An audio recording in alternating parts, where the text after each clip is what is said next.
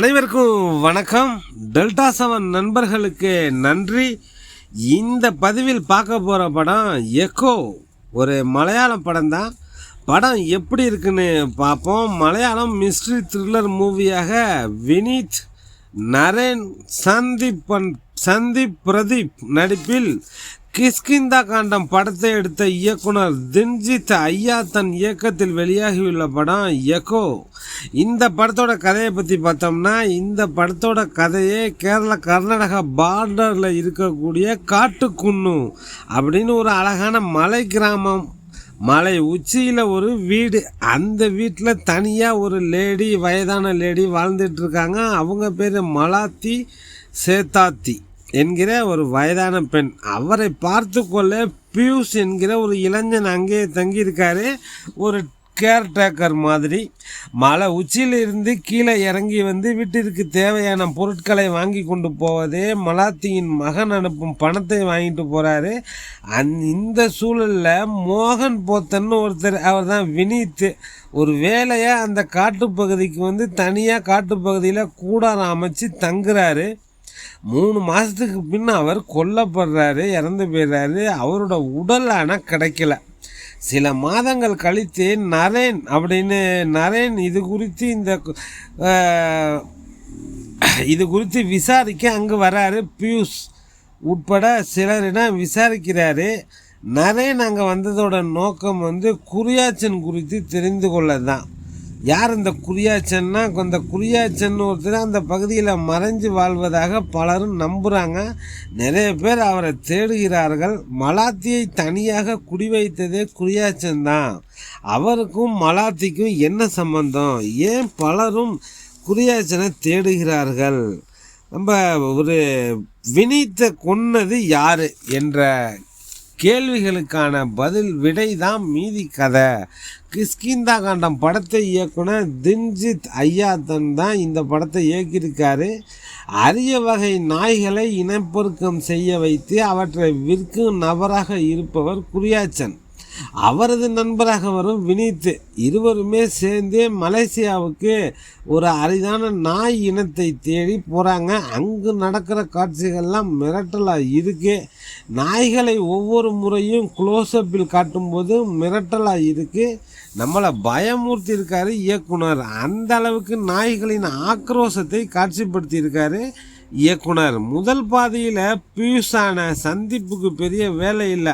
ஆனால் 2ஆம் பாதியில் அவர் கதையை தாங்கி செல்லும் அளவிற்கு அவரது கதாபாத்திரம் அமைந்துள்ளது.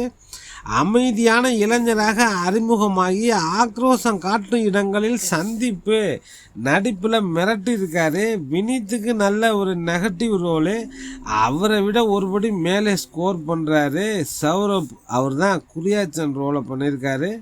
ஒரு ஸ்லோ பேண்ட் த்ரில்லர் கதையாக படம் நகர்வதால் அவற்றை உன்னிப்பாக கவனித்து பார்க்கணும்.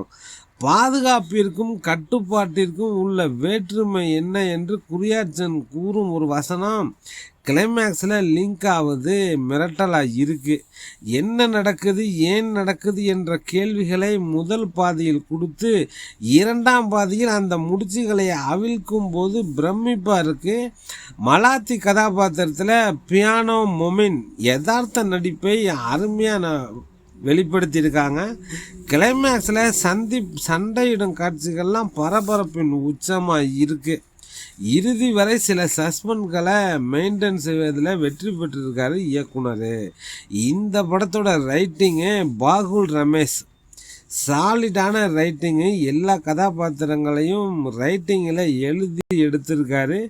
இவர் ரைட்டிங் பண்ண ஏற்கனவே எடுத்த படமான கிஷ்கிந்தா காண்டம், கேரளா கிரைம் ஃபைல் ரெண்டுமே தரமான சம்பவங்கிறதால இந்த படத்துக்கு ஏகப்பட்ட எதிர்பார்ப்பு.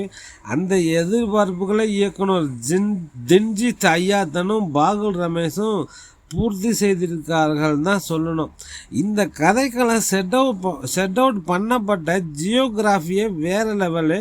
ஒரு அருமையான லொக்கேஷனில் ஷூட் பண்ணியிருக்காங்க. ரைட்டரான பாகுல் ரமேஷ் சினிமோட்டோகிராஃபருங்கிறதுனால 2 மணி நேரம் 7 நிமிஷம் மலை உச்சிக்கே நம்ம போய் வாழ்ந்துட்டு வந்த மாதிரி ஒரு ஃபீல் கொடுக்கக்கூடிய படம் தான் எக்கோ. ஸ்டன்னிங்கான விசுவலை இந்த படத்தில் கொடுத்துருக்காங்க.